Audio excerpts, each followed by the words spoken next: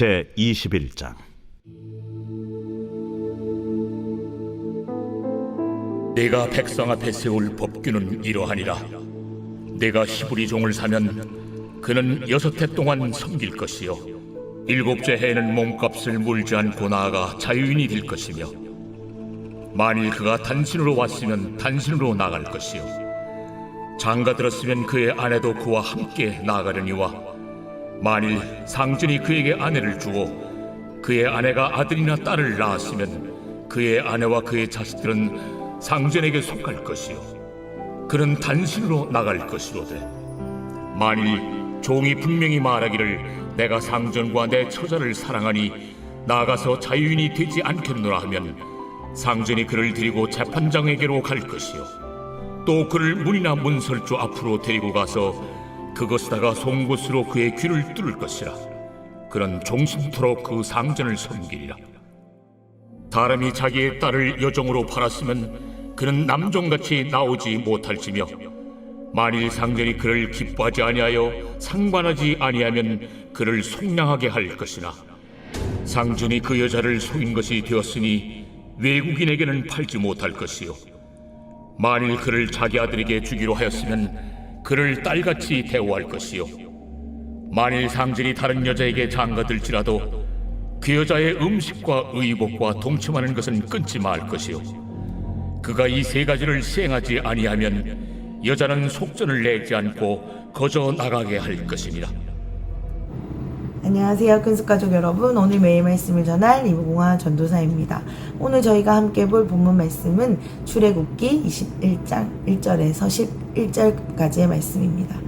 오늘부터 시작되는 이 21장의 말씀부터 24장의 말씀까지 하나님이 이스라엘 백성들에게 주시는 이제 율법의 내용이 계속 이어집니다. 총 17가지의 율법 규정이 등장하게 될 텐데요. 그중 가장 먼저 등장하는 것이 오늘 본문인 종에 관한 법이라고 할 수 있습니다. 이 많은 율법들 중에, 많은 지켜야 할 것들 중에 종에 관한 법이 가장 먼저 등장한다라는 것은 우리가 주목해 볼 점인 것 같습니다. 이스라엘 백성들은 종으로 430년간 살았습니다.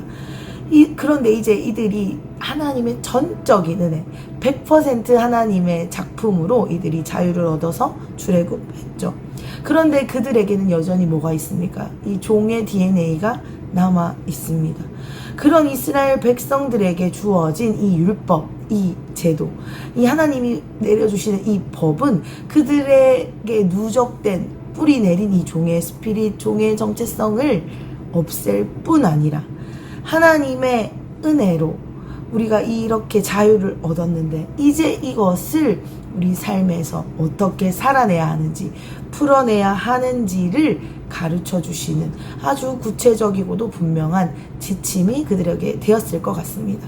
그랬기 때문에 이 종에 관한 법이 가장 먼저 등장했다고 볼 수 있습니다. 그러면 우리는 이 말씀을 본격적으로 보기 전에 이런 의문이 들 수 있습니다. 이 지긋지긋한 종에 대한 이 역사가 있죠. 그렇다면 하나님 이스라엘 백성들을 위해서 이 노예제도, 종에 대한 제도 자체를 없애버리면 깔끔한 거 아닙니까? 이렇게 우리는 생각해 볼 수 있습니다. 그런데 우리가 하나님이 어떤 분이신지를 이해하면 사실 제가 방금 말한 이 질문이 잘못됐다라는 것을 알 수 있습니다. 하나님은 어떻게 일하고 계십니까? 하나님은 불가능이 없으시고 모든 것이 가능하십니다.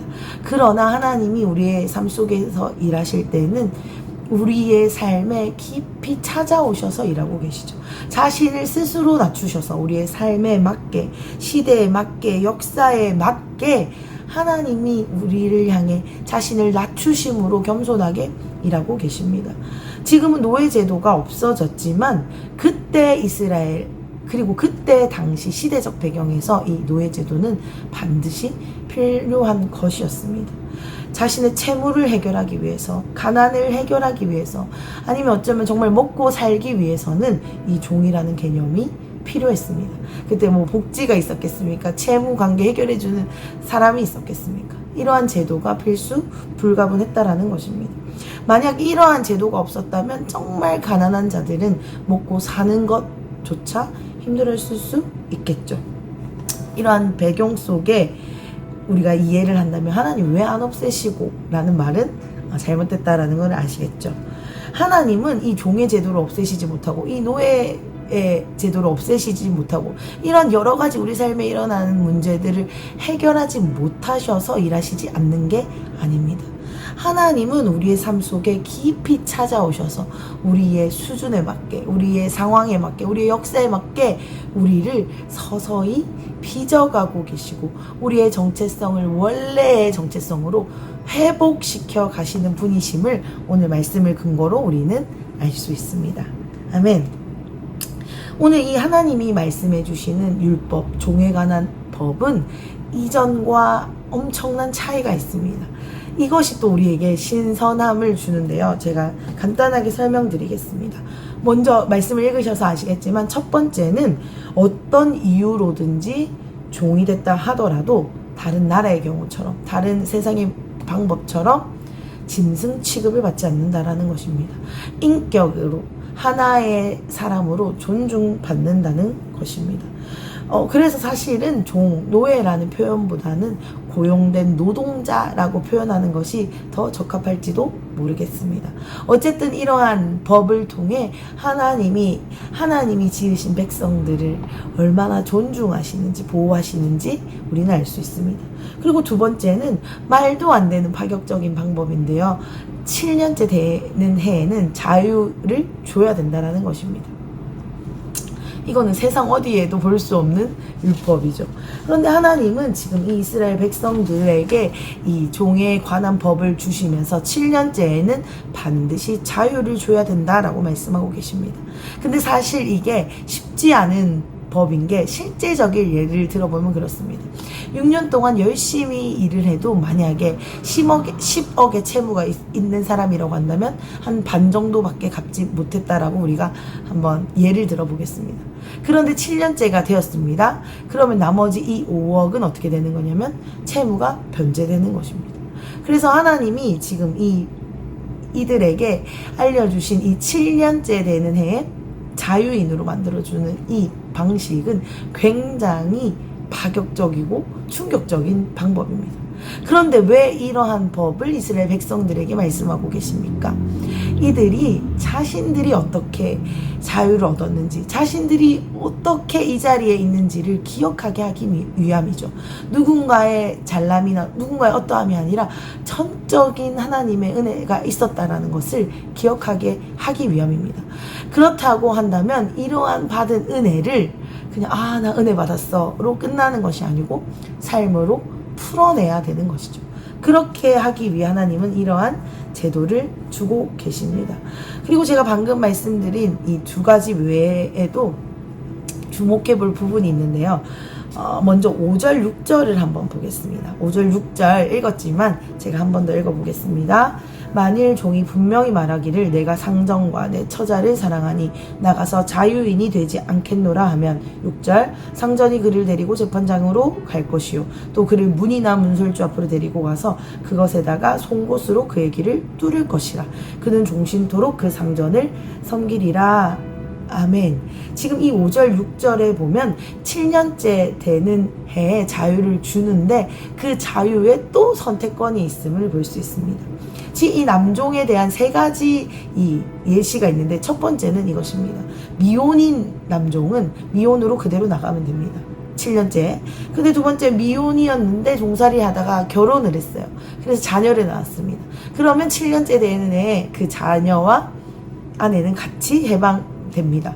그런데 이게 좀 애매한 게 미혼이었는데 주인으로 인해서 오늘 말씀을 읽은 것처럼 인해서 아내를 얻게 됐다라고 한다면 그때는 남편 혼자 나가야 됩니다. 남종 혼자. 왜냐하면 이거는 주인의 재산, 그러니까 주인의 것이기 때문에요. 그래서 그때 남종이 오늘 5절, 6절은 선택할 수 있습니다.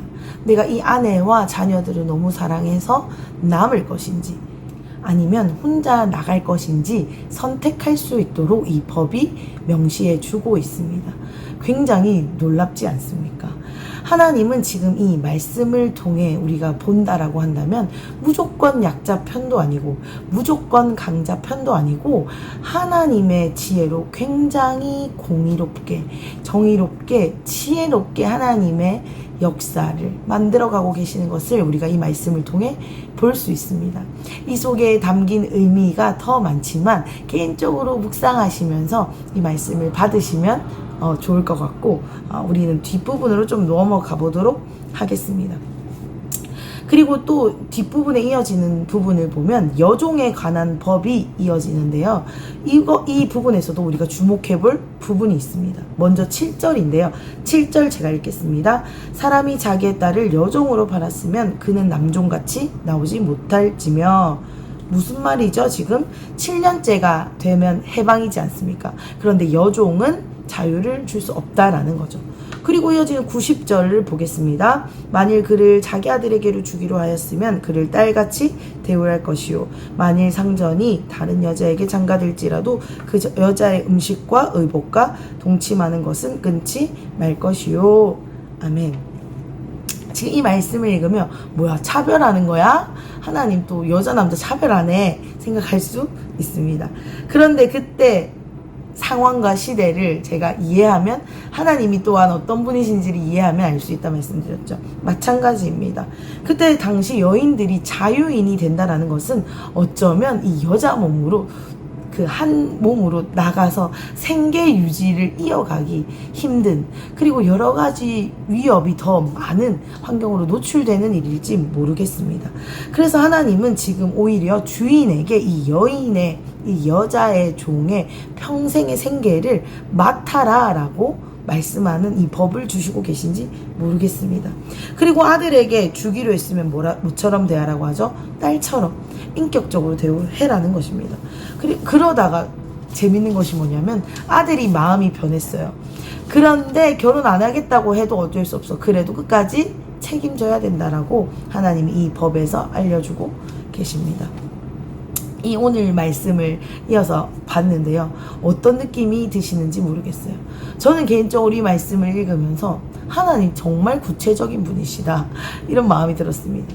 그리고 하나님이 얼마나 인간의 삶 속에 깊이 있게 깊숙하게 세밀하게 자신을 낮추시면서 찾아오시는지, 얼마나 이러한 인간의 시시비비에 간섭하고 계시는지, 그래서 얼마나 우리의 이 연약함, 이 종된 정체성에서 하나님의 자녀된 정체성으로 바꿔주고 싶어 하시는지, 우리가 얼마나 인격적인 존재로 거듭나기를 원하시는지, 저는 오늘 이 율법에 관한, 이 종에 관한 법을 읽으면서 하나님의 정말 간섭하시는 세밀한 사랑이 느껴졌던 것 같습니다. 아멘. 아멘이시죠.